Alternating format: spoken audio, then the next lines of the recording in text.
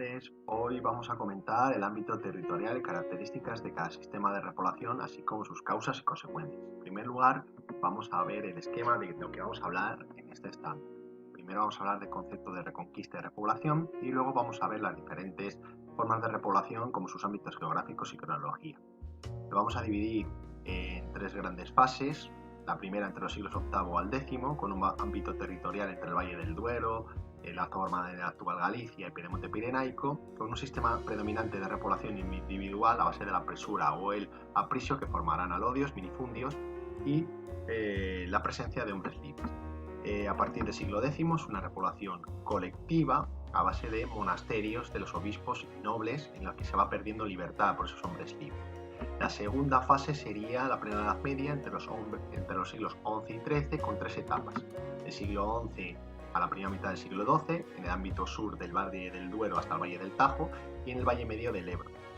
Predomina la repoblación concejil con una propiedad media.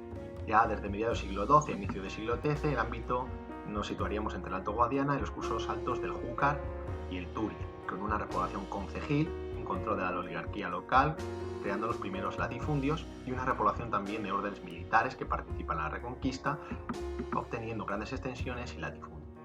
Posteriormente, en esta tercera etapa de la segunda fase, hablaríamos del siglo XIII, con el Valle del Guadalquivir y Murcia, y el Bajo Guadiana y el Algarve, y el Reino de Valencia y Baleares, con un predominio de la repoblación a base de repartimientos entre los nobles, que participan en la Reconquista, concejos y órdenes militares, y creación de estos concejos reales de provincias importantes como Sevilla o Murcia.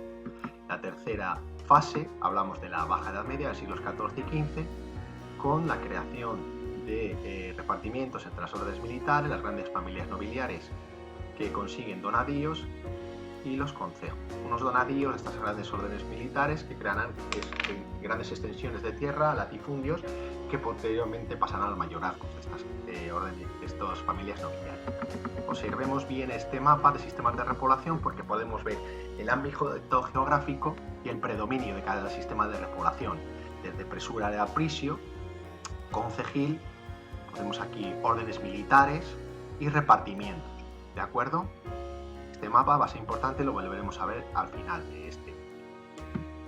Tenemos que hablar de este concepto de reconquista. Tradicionalmente, en la imagen podemos ver la situación de la reconquista y repoblación en el año 800, a inicios ya del siglo IX, pero tradicionalmente el concepto de reconquista viene determinado por dos fechas: la batalla de Covadonga como su inicio y la conquista de Granada por parte de los Reyes Católicos en 1492. Estas dos fechas nos hablan desde la historiografía tradicional como a la restauración de la antigua unidad política española del periodo visigodo, destruida por la invasión musulmana del 711 tras la batalla de Guadalete. Esta reconquista militar se completaría con la repoblación del territorio como forma de asegurar el control sobre los espacios conquistados, dotándolos de población suficiente capaz de defender el territorio y de proveer contingentes militares para la persecución de las conquistas. Esta concepción tiene como fin representar a la monarquía como un papel directivo y como la fuerza motriz fundamental de la conquista y la repoblación de los territorios conquistados. Primero, porque tiene un concepto de recuperación de un territorio perdido.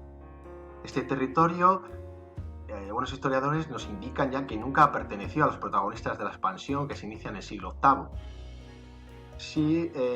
Que estaría condicionado este repoblamiento, esta reconquista, por una dinámica expansiva de una sociedad y pueblos del norte, que se vieron sometidos a profundas transformaciones económico-sociales.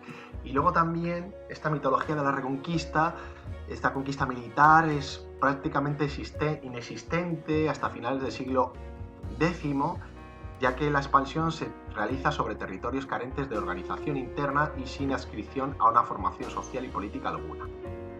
Es una idea de la pérdida de España y la consiguiente necesidad de reconquistarla, que fue introducida en España a partir en los reinos cristianos por los mozárabes desplazados desde el Al-Ándalus, sobre todo tras el reinado de Alfonso II, por la influencia de estos mozárabes, y consolidándose durante el reinado de Alfonso III.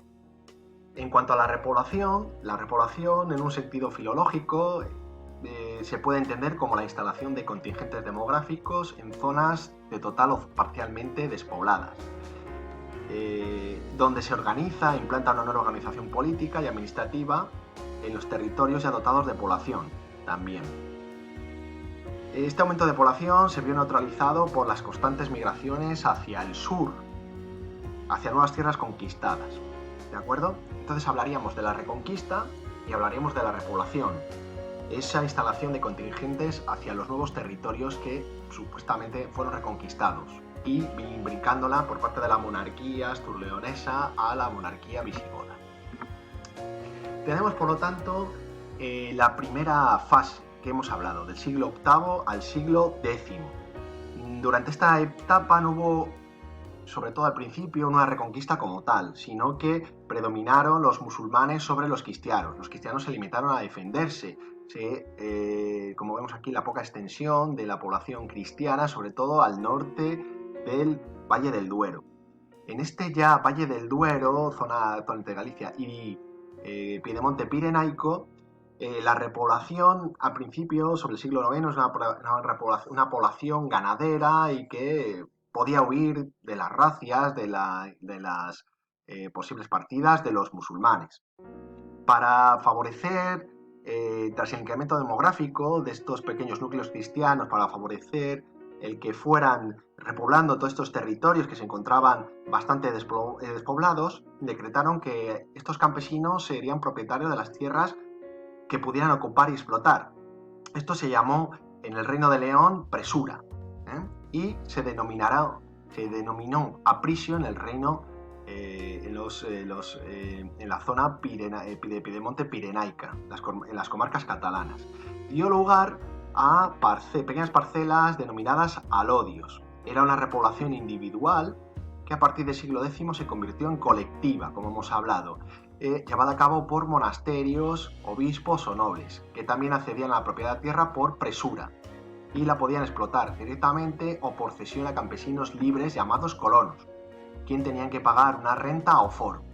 Los campesinos libres fueron absorbidos por los poderosos y este tipo de repoblación dio origen al minifundio, ¿de acuerdo? Siempre se dice que la zona norte, centro-norte de España domina la propiedad de minifundio y, como veremos, en la zona del centro y sobre todo del sur, zona de Guadiana, ¿de acuerdo? Zona del Guadalquivir, más al sur del Tajo, predominan las propiedades medias y sobre todo los latifundios. En Castilla se dio un cierto colectivismo en las tierras comunales dedicadas a pastos y bosques, ¿de acuerdo?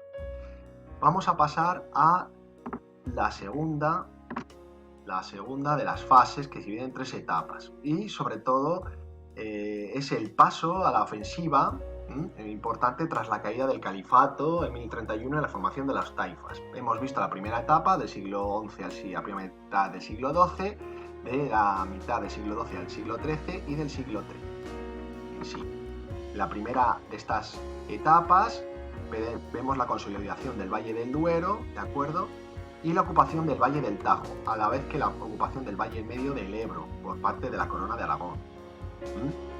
En esta etapa vemos la conquista de Toledo por parte de Alfonso VI y es la etapa en la que, por ejemplo, el Cid se hace señor de Valencia. La forma de repoblación es una forma de repoblación concejil, sobremanera.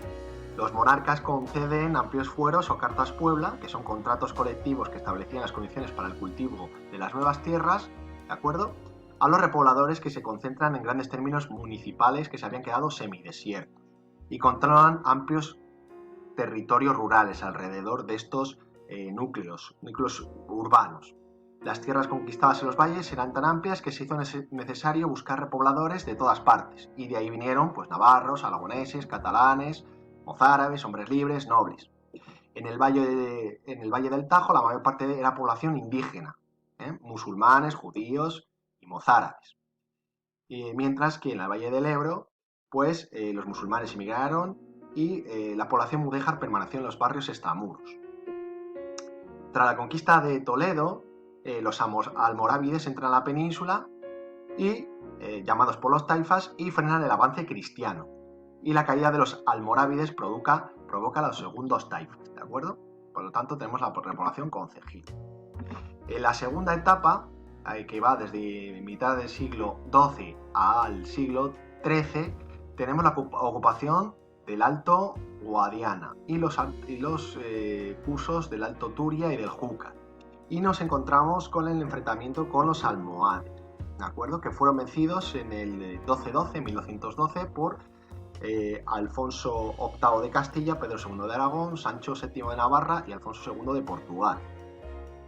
A su vez, pues tenemos las conquistas de Zaragoza por parte de Alfonso el Batallador, tenemos Calatayud y Daroca y también la unión de Cataluña y Aragón, ¿vale? La repoblación es concejil en las ciudades, ¿vale?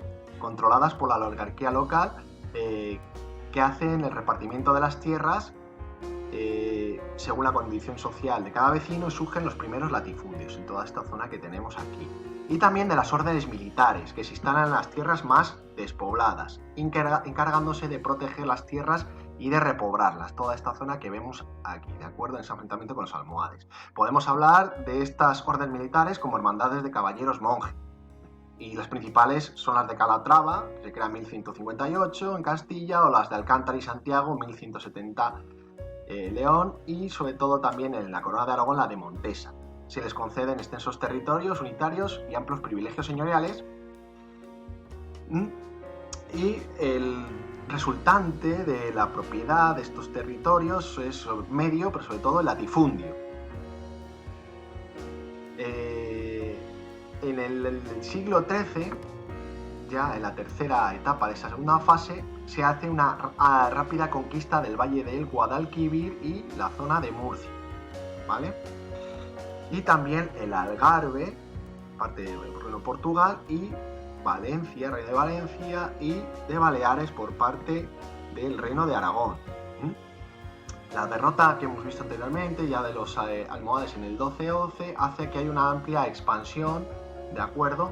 La amplia reconquista ya de zona de Sevilla, Cádiz, ¿vale? Y solo dejando ya en el siglo XIII la zona ya del reino nazarí de Granada. En esta zona predomina el repartimiento entre los que habían intervenido entre la conquista, con lo que aparecieron enormes latifundios, sobre todo de estos nobles y de las órdenes militares. Y hubo también ciudades como Sevilla o como Murcia que forman estos concejos reales con amplios fueros o privilegios para atraer pobladores que debían permanecer en un mínimo de 5 años para consolidar sus propiedades. Daos cuenta de que era una zona de frontera con respecto a los musulmanes y sobre todo a pueblos que pueden intentar invadir una península como los benimerines. Por último, en la Baja Edad Media tenemos entre los siglos XIV y XV la ocupación de la zona del Estrecho y del reino nazarí, la toma de Tarifa y sobre todo la conquista ganada en 1492, donde la repoblación siguió como antes con repoblación en concejos, órdenes militares y grandes familias nobiliarias que reciben grandes extensiones de terreno, latifundios, que denominaremos donadíos y que se integrarán en los mayorazgos. Lo característico, por lo tanto, son los latifundios y la presencia de braceros que trabajan para estas grandes extensiones. Entonces, para terminar, hablaremos de que la reconquista de la repoblación dan lugar a la división y estructura de la propiedad de la tierra, latifundismo predominante sobre todo en el sur y pequeñas propiedades en el norte, así como el origen de mayorazgos, propiedades hereditarias pertenecientes a la nobleza, y las manos muertas, pertenecientes a la Iglesia, que convivirán a lo largo de los siglos en manos de la nobleza y el clero, hasta las primeras desamortizaciones durante los siglos XVIII y XIX, como Godoy, Mendizábal y Mador. Quedaros bien con esta imagen, porque aquí podemos ver las individuales presura y aprisio, concejiles, órdenes militares y repartimientos, que son en las diferentes fases, ámbitos geográficos y consecuencias. Bueno, y espero que con este vídeo os resulte más fácil estudiar el tema y repasarlo.